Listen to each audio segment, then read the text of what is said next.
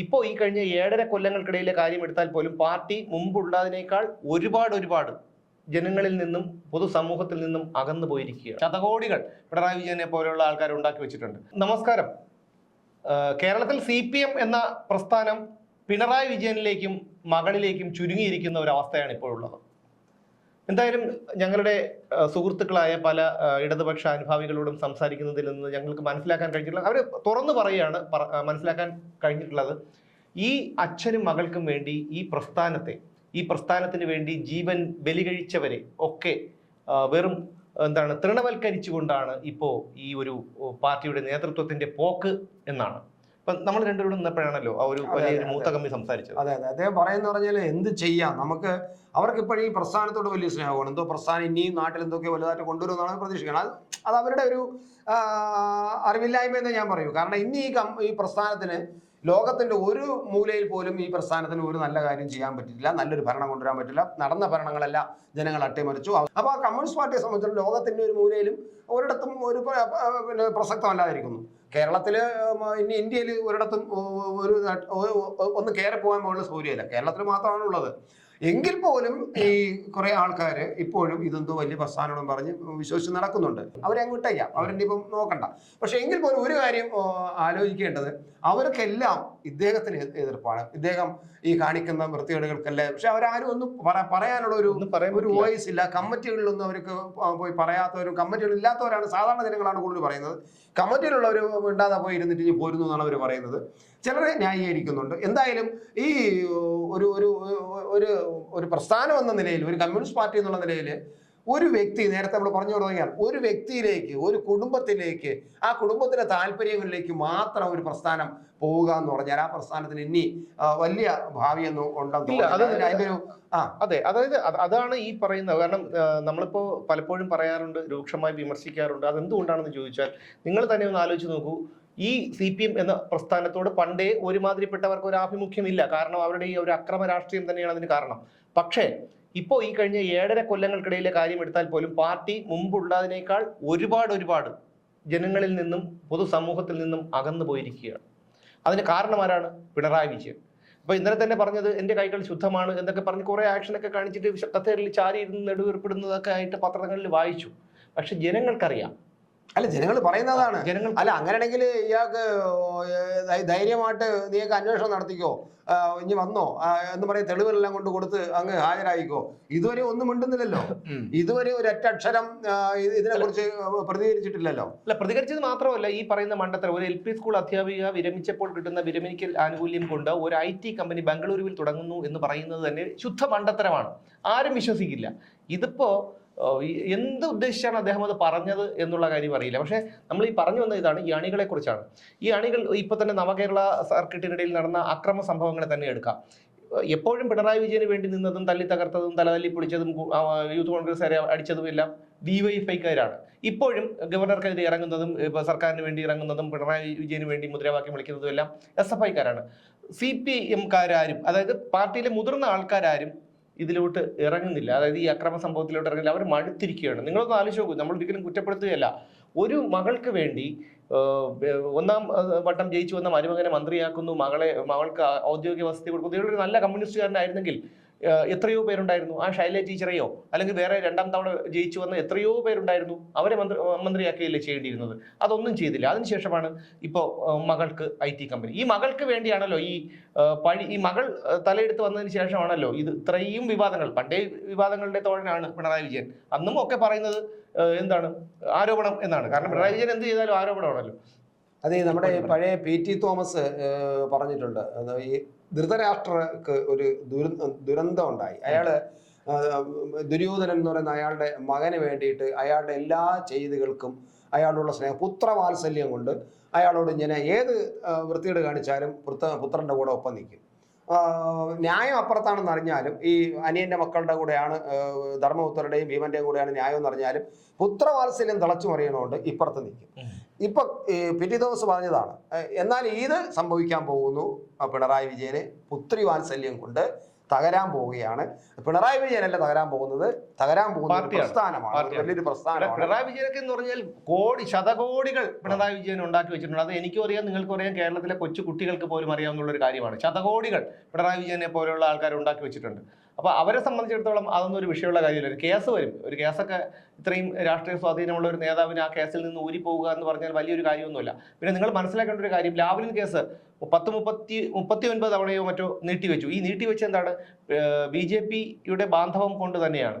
അതായത് അന്തർധാര സജീവം തന്നെയാണ്. അത് പാർട്ടിയുടെ അന്തർധാര എന്നല്ല ഞാൻ ഉദ്ദേശിക്കുന്നത്, പിണറായി വിജയനും BJPയുടെ ദേശീയ നേതാക്കളും തമ്മിലുള്ള അന്തർധാര.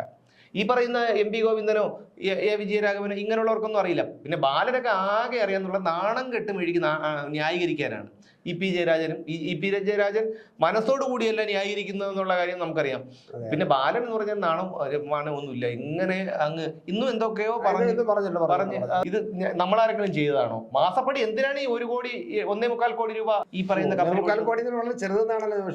അല്ല, 1.25 കോടി പുറത്തു വരുന്ന 1.25 കോടി പുറത്തു വരുന്ന ഒരു കണക്കാണ്. പക്ഷെ പറഞ്ഞത് ഒരു മാസം അന്ന് 3 വർഷത്തിന് മുമ്പ് 3-4 വർഷം മുമ്പാണ് പിറ്റേ ദിവസം പറഞ്ഞ ഒരു മാസം 50 ലക്ഷം രൂപ KMRന്റെ അക്കൗണ്ടിൽ നിന്നും ഇവരുടെ കമ്പനിയിലേക്ക് പോകുന്നു. എന്തിനു പോകുന്നു?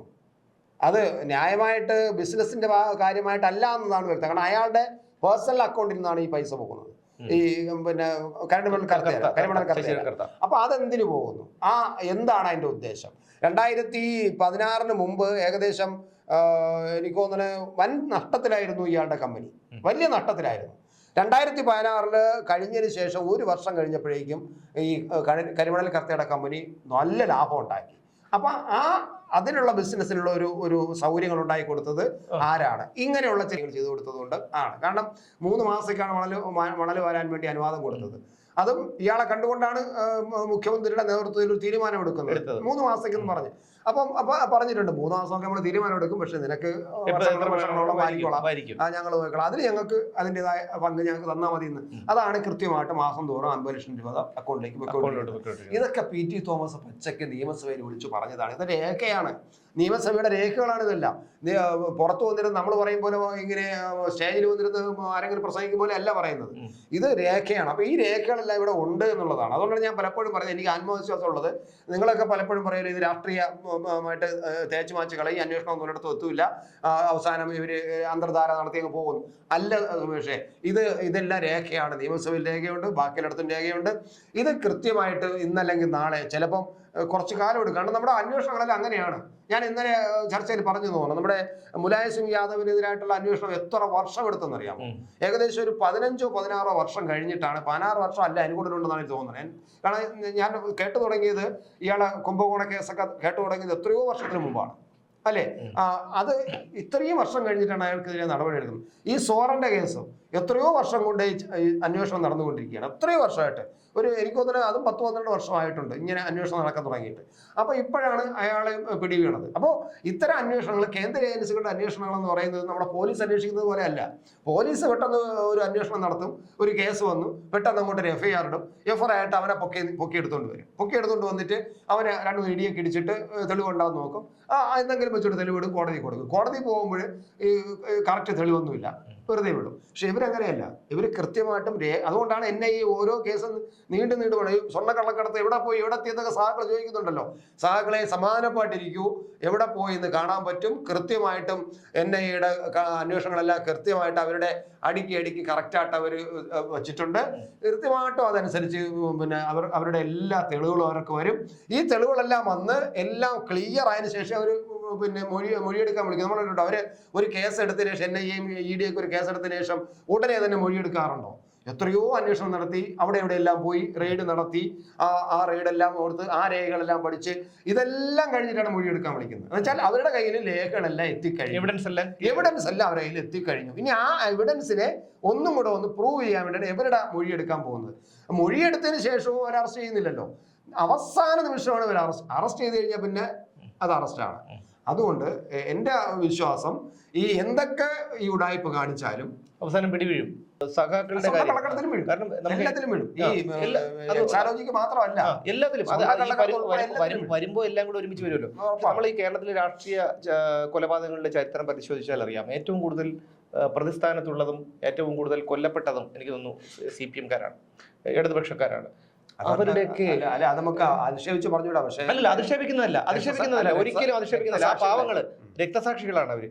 ആ പാവങ്ങള് അവരുടെയൊക്കെ ആത്മാക്കൾ ഇപ്പൊ അലറി വിളിക്കുന്നുണ്ടാവും. അവര് അലറി വിളിക്കുന്നുണ്ടാവും. ഇപ്പൊ അവസാനം തന്നെ ധൻരാജ് എന്ന് പറയുന്ന ഒരു സഖാവ് രക്തസാക്ഷിയായി. അദ്ദേഹത്തിന്റെ പേരിൽ ഇവര് പൈസ പിരിച്ചെടുത്തിട്ട് അത് വെട്ടിച്ചെടുത്തതൊക്കെ വലിയ വാർത്തയായിരുന്നു. അപ്പൊ ഇത്രയും ആൾക്കാർ എന്തിനാണ് ജീവൻ കൊടുത്തത്?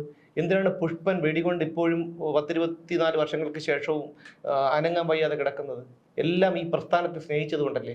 എന്നാൽ പിണറായി വിജയന്റെ മക്കളുടെയോ ഭാര്യയുടെയോ ദേഹത്ത് ഒരു തരി മണ്ണ് വീണിട്ടുണ്ടോ? നിങ്ങളൊന്ന് ആലോചിച്ച് നോക്കൂ. പിണറായി വിജയന്റെ മാത്രമല്ല, ഈ പറയുന്ന നേതാക്കളുടെ എല്ലാവരുടെയും, AK ബാലന്റെ, EP ജയരാജന്റെ, P ജയരാജന്, അതുപോലെ ഒരു RSSകാരുമായിട്ടുള്ള ഒരു സംഭവത്തിൽ അദ്ദേഹത്തിന്റെ കൈ നഷ്ടപ്പെട്ടു.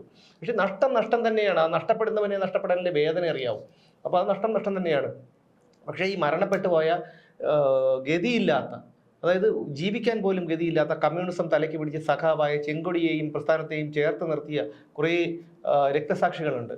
അവരുടെയൊക്കെ കുടുംബം പിന്നീട് എങ്ങനെയാണ് ജീവിക്കുന്നതെന്ന് നമ്മൾ ആരെങ്കിലും ചിന്തിച്ചിട്ടുണ്ടോ? ഇപ്പോൾ ഒരു രാഷ്ട്രീയ കൊലപാതകം ഉണ്ടാകുമ്പോൾ RSSകാരനാണ് കൊല്ലപ്പെടുന്നെങ്കിൽ RSS അനുഭവമുള്ളവർ അവരോടൊപ്പം നിൽക്കും, CPM-കാരാണെങ്കിൽ CPM-കാരോടൊപ്പം നിൽക്കും, വേറൊരു പാർട്ടിക്കാരാണെങ്കിൽ അവരോടൊപ്പം നിൽക്കും. പക്ഷെ അതൊക്കെ കൊണ്ട് എന്താണ് കാര്യം? ഇത്രയും പേര്, ആ നഷ്ടപ്പെടുന്നവൻ ആ കുടുംബം തന്നെ. ഇപ്പം അഡ്വക്കേറ്റ് KS ഷാന്റെ ആയിരുന്നാലും ഈ പറയുന്ന രഞ്ജിത്ത് ശ്രീനിവാസന്റെ ആയിരുന്നാലും നഷ്ടം തന്നെയാണ്. ഇപ്പം നമുക്കൊക്കെ പുറത്തു നിന്ന് പറയാം, അയ്യോ അങ്ങനെയാണ്, അല്ലെങ്കിൽ അവൻ അങ്ങനെ വേണം, അല്ലെങ്കിൽ ഇത് അങ്ങനെയല്ല. ഈ നഷ്ടപ്പെട്ടപ്പോൾ ഈ അഡ്വക്കേറ്റ് KS ഷാനിന്റെ ഉമ്മയും വാപ്പയും എന്ന് പറയുന്ന കേട്ടു. കാരണം ആ ഉമ്മയുടെ മുഖത്ത് നോക്കി ഭയങ്കര സങ്കടം തോന്നുന്നു. ഇപ്പം ഈ പറയുന്ന മക്കളെയൊക്കെ പ്രസവിച്ച് ഇത്രയും വളർത്തി വലുതാക്കുക എന്ന് പറഞ്ഞു കഴിഞ്ഞാൽ അതൊരു രക്തസാക്ഷികളെ വെച്ച് അതിൽ അഭിമാനം കൊള്ളുക എന്നൊക്കെ പറഞ്ഞാൽ നടക്കുകയാണ്. കാരണം ഇത് പറഞ്ഞു വന്നപ്പോഴാണ് എനിക്കൊരു ഈ പുഷ്പന്റെ കാര്യം പറഞ്ഞല്ലോ. പുഷ്പന്റെ കാര്യം പറഞ്ഞപ്പോ എനിക്ക് നമ്മുടെ അഡ്വക്കേറ്റ് ജയശങ്കർ ഒരു കാര്യം പറഞ്ഞാണ് ഓർമ്മ വരുന്നത്. അതായത് ഈ പുഷ്പന്റെ അടുത്ത് ഇടയ്ക്ക് SFIക്കാരെല്ലാം കൂടെ അവിടെ പോയി ഒരു നൃത്ത ശില്പം നടത്തി.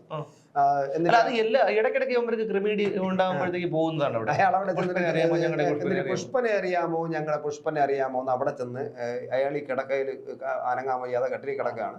കിടക്കുമ്പോൾ അവിടെ ചെന്ന് ഈ പിള്ളേർ വന്നിട്ട് ഡാൻസ് കളിച്ചു. അപ്പം ജയശങ്കർ പറയുന്നത് പാവം അദ്ദേഹം അങ്ങനെ കട്ടിലിൽ കിടക്കുകയാണ്. അപ്പൊ അയാളോടാണ് ചെന്ന് ചോദിക്കുന്നത്, പുഷ്പനെ അറിയാമോ, പുഷ്പനെ അറിയാമോ? അത് മാത്രമല്ല, അദ്ദേഹത്തിന് അനങ്ങാൻ വയ്യാതെ, കാരണം ഈ പിണറായി വിജയന്റെ വാക്കും കേട്ടുകൊണ്ട് സ്വാശ്രയ കോളേജ് സമരത്തിന് ഇറങ്ങി തിരിച്ച ആളാണ്. 10-24 വർഷമായി ആ സ്വാശ്രയ കോളേജ് സമരം നടക്കുമ്പോൾ, ഈ പുഷ്പൻ വെടിയേറ്റ് കിടക്കുമ്പോൾ പിണറായി വിജയന്റെ മകൾ തമിഴ്നാട് കോളേജിൽ പഠിക്കുകയാണെന്ന് കൂടി നിങ്ങൾ ഓർക്കണം. ആ പറയുന്ന പുഷ്പൻ പിന്നെ എന്താണ് അവിടെ 5 പേര് മരിച്ചു എന്നുള്ള ഇപ്പം സംശയമാണ്. കാരണം ഒന്ന് ആലോചിച്ച്, ഒരു മനുഷ്യനെ വെടിയേൽപ്പിച്ച് അദ്ദേഹത്തിന് ഈ ഇതില് കിടത്തിയേക്കുന്നതും പോരാ, ഇടയ്ക്കിടയ്ക്ക് ചെന്ന് അവിടെ ചെന്ന് തുള്ളി. അല്ല, അവിടെ ചെന്നിട്ട് പുഷ്പനെ അറിയാവുന്ന അയാളാണ് ചോദിക്കുന്നത്. പുഷ്പനെ അറിയാവുന്ന പുഷ്പനോട് ചോദിക്കേണ്ട കാര്യമില്ലല്ലോ. എന്നിട്ട് പുഷ്പനെ അറിയാവുന്ന അവിടെ ചെന്നാണ് ചോദിക്കുന്നത്. ഇതുപോലെ ഒരു വെട്ടിക്കൂശ്മാണ്ടം പിടിച്ച പാർട്ടി, എന്റെ ദൈവമേ, ഒരു കാര്യമില്ല. എന്തായിരുന്നാലും ഈ പറയുന്ന സഖാക്കള് എന്തായാലും തിരിഞ്ഞിട്ടുണ്ടെന്നുള്ള കാര്യം ഉറപ്പാണ്. സഖാക്കൾ തിരിഞ്ഞിട്ട് അവർക്ക് സഹിയിട്ടിരിക്കുന്നു. പിന്നെ ഈ പറയുന്ന വാൽമാക്രികൾ, DYFI SFI വാൽമാക്രികളൊക്കെ നടക്കട്ടെ. CRPFനും പണിയൊക്കെ വേണമല്ലോ അവർക്കും, അതുപോലെ നാട്ടുകാർക്ക് വേണം പണി. 124 കുറെ പേര് ഇവിടെ വേണമല്ലോ. അതെ. നരന്ത് ഭീകരി പിള്ളേരെ, ആ ഒരു പെങ്കൊച്ചാണെങ്കിൽ ഒരു സ്കെൽറ്റ് ഒരു കുട്ടി ഉണ്ടായിരുന്നു, പെൺകുട്ടി. അതൊക്കെ പേടിച്ച് വിറച്ച് അതിപ്പോ പനി പിടിച്ച് കിടക്കുകയായിരിക്കും. അതിന് വേണം മറ്റേ അന്തപ്പെട്ട് നിൽക്കുന്നത്. വേറെ ഒന്നിനും ജോലിയൊന്നും കിട്ടില്ല. ഇനിയിപ്പോ സജീവമായിട്ട് അത് പാർട്ടിയിൽ നിൽക്കും. കാരണം വേറെ വഴിയില്ല. അപ്പൊ പാർട്ടിയിൽ നിൽക്കാൻ ആള് വേണ്ടേ കുറെ പേര്. എന്തായാലും സഖാക്കളൊക്കെ ഇത് മനസ്സിലാക്കി. ഞങ്ങൾ പലരുടെയും ഇദ്ദേഹം വളരെ ഒരു ചേട്ടൻ കമ്മ്യൂണിസ്റ്റിലായിരുന്നു. നാണക്കെടൊന്നുമില്ല. ഞാൻ ആളായിരുന്നു എന്നുള്ള പറയുന്നത് എനിക്ക് ഒരു ബുദ്ധിമുട്ടുമില്ല. കമ്മ്യൂണിസ്റ്റ് എന്നല്ല പോട്ടെ, നമ്മുടെ ജീവിതത്തിൽ ഇതൊക്കെ കൊണ്ടാണ് പലരും എന്താണ് പാർട്ടി വിട്ടതും പാർട്ടിയിൽ നിന്ന് അകന്നു നിൽക്കുന്നതും ഒക്കെ. പിന്നെ എന്താണ് ഇതുകൊണ്ടാണ്. ഇപ്പൊ വേറെ മറ്റു പലരും ഉണ്ട്, മൂലക്കുരു പോലെയാണ്. അവർക്കാണെങ്കിൽ പറയാൻ നാണക്കേടാണ്. കമ്മ്യൂണിസ്റ്റ് എന്ത് പാർട്ടിയാണ്? ഞാൻ അത് പാർട്ടിയുടെ പറ അത് മറ്റേ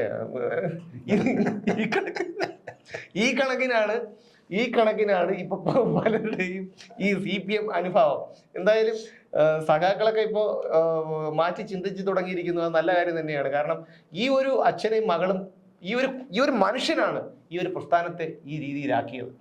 എന്തിനാണ് എനിക്കിപ്പോഴും മനസ്സിലാവാത്തൊരു കാര്യം, ഇത്രയും ആൾക്കാർ ഈ ഇതിലുണ്ട്. ആർഷ അവകാശപ്പെടുന്നത് 16 ലക്ഷം SFIക്കാർ മാത്രം ഉണ്ടെന്നാണ്. ശരി, ഇത്രയും ആൾക്കാർ ഈ പാർട്ടിയിലുണ്ട്. ഇയാളുടെ ചെവി തൂക്കിയെടുത്ത് കളഞ്ഞാൽ പോരെ? ഞാൻ നിങ്ങളോട് ചോദിക്കുന്ന ഒരു ചോദ്യം അതാണ്. ഈ പിണറായി വിജയനെ ചെവി തൂക്കിയെടുത്ത് വെളിയിൽ കളയാം, വേണ്ട പ്രാഥമിക അംഗത്വത്തിൽ നിന്ന് ഇയാളെടുത്ത് കളയണം, എന്നിട്ട് വേറെ ആർക്കെങ്കിലും ചെയ്തൂടെ? മാതൃകാപരമായിട്ട് ഇവരെല്ലാവരും ഈ അഴിമതി കാണിക്കുന്നവരെ എല്ലാവരെയും ഇങ്ങനെ ചെയ്താൽ വേറെ പ്രശ്നമില്ലല്ലോ. അതിനെന്തുകൊണ്ട് തയ്യാറാകുന്നില്ല? അപ്പൊ എന്തായിരുന്നാലും ഇതൊരു ശുഭസൂചനയാണ്. കാരണം നിങ്ങൾക്ക് തന്നെ അറിയാം, ഞങ്ങൾ പറയാതെ തന്നെ നിങ്ങൾക്കറിയാം. നിങ്ങൾ പലരോട് സംസാരിക്കുന്നവരായിരിക്കാം, നിങ്ങൾ ചിലപ്പോൾ CPMന്റെ അനുഭാവികളായിരിക്കാം. അപ്പോൾ നിങ്ങൾ അനുഭവിക്കുന്ന ഒരു വേദന ഞങ്ങൾ മനസ്സിലാക്കുന്നുണ്ട്. എന്തായാലും വീണ്ടും കാണാം അടുത്തൊരു ചർച്ചയിലൂടെ.